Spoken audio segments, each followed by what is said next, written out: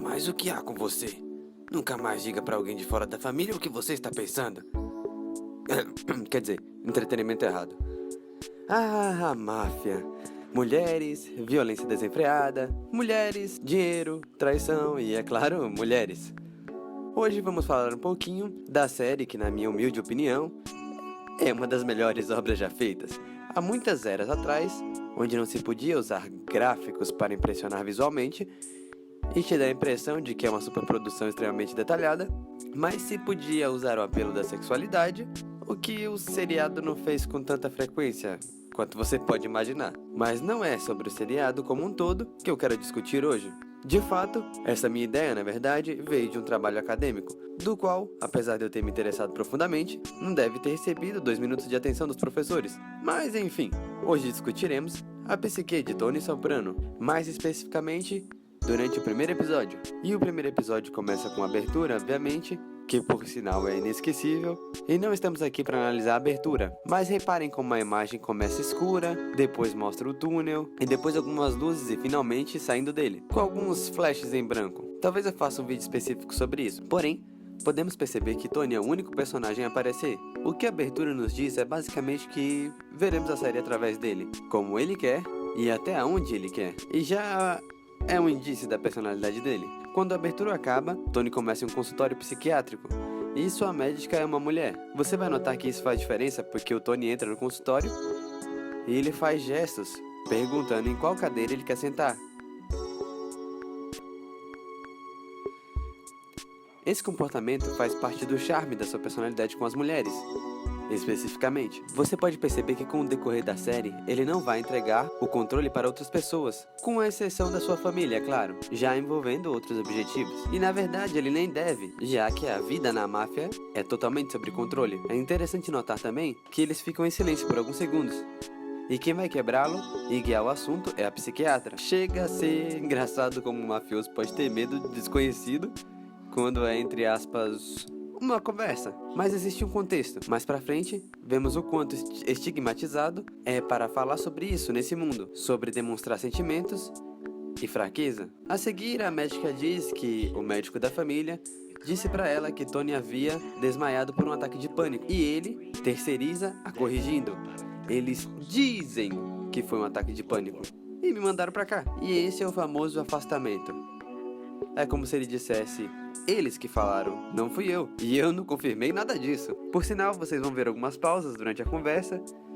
E esse é o tempo que a médica dá para o paciente acabar falando alguma coisa que passa pela cabeça dele. E para processar as informações também. Dá para você perceber isso quando o Tony fala: é impossível para mim falar com uma psiquiatra. E a médica parece ignorar isso.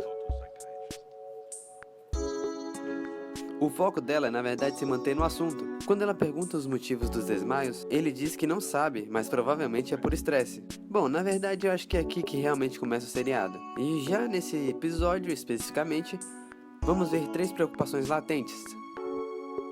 A primeira é descrita como... E já nesse episódio, especificamente, vamos ver 3 preocupações latentes do Tony. A primeira é descrita como, abre aspas, é bom participar de algo desde o começo. Eu cheguei tarde. Ultimamente eu tenho me sentido como se o melhor já se foi, e eu cheguei no fim.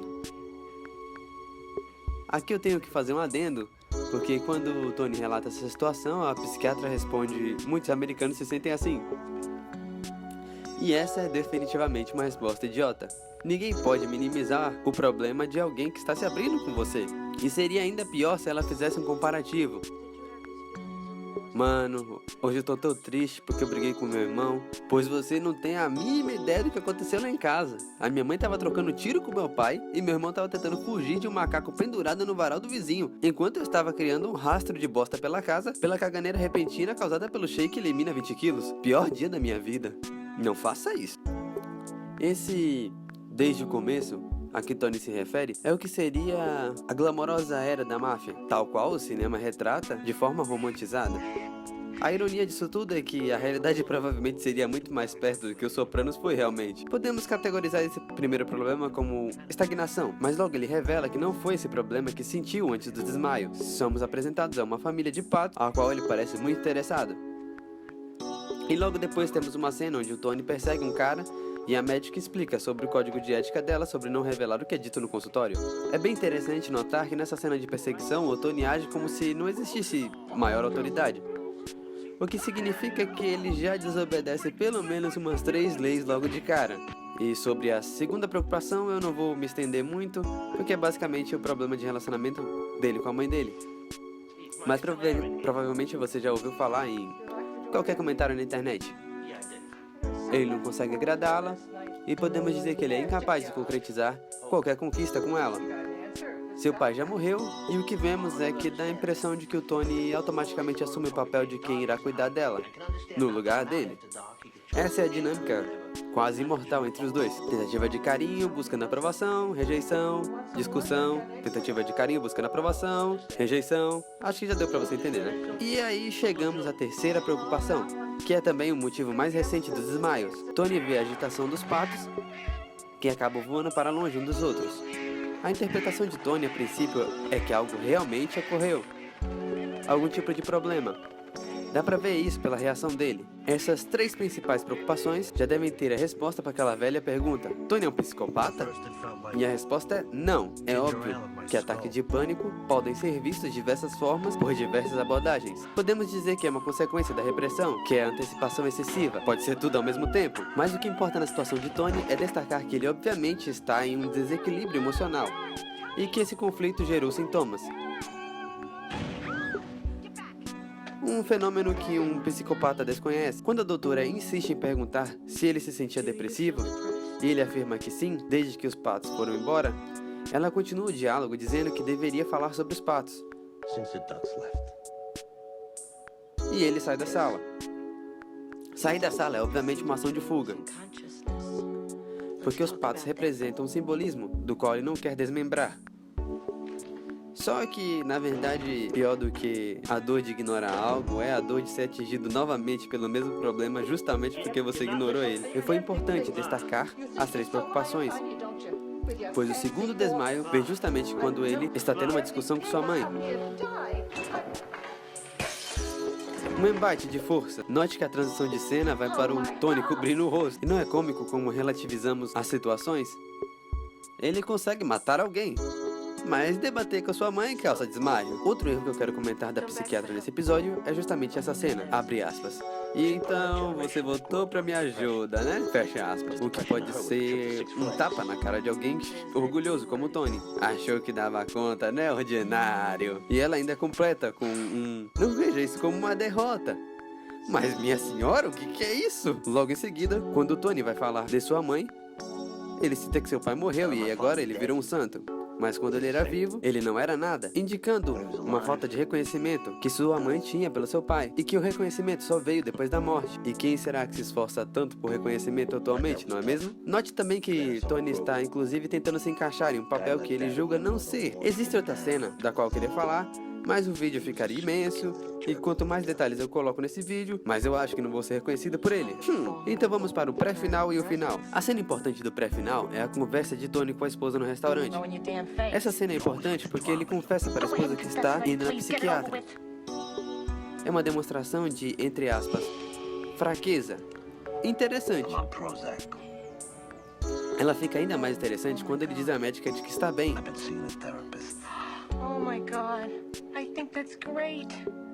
E ela responde dizendo que não pode ter sido um remédio, já que fazia pouco tempo.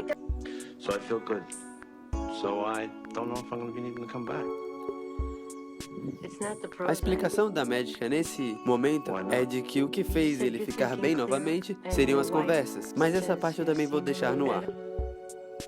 E vamos para o final do episódio. Este é o momento onde todas as preocupações durante o episódio se reúnem. Você consegue perceber isso através do relato do sonho. Acho que eu não preciso interpretar esse sonho, não é mesmo?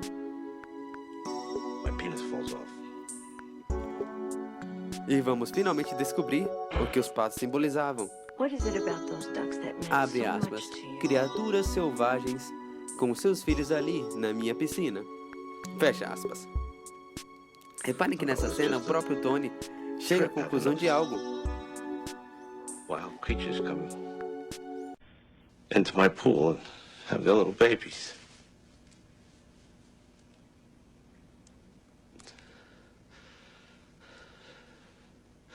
I was sad to see him go. Oh, Jesus, fuck, now he's gonna cry.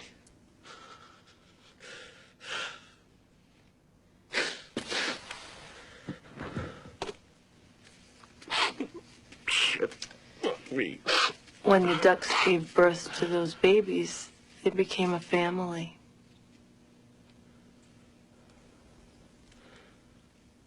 You're right. That's the link. A connection. I'm afraid I'm gonna lose my family. I think I lost the ducks. Sem que a médica tenha falado exatamente sobre isso. That's what I'm fully Ela sure apenas about. fala que os patos se tornaram uma família. E ele responde: você tem razão.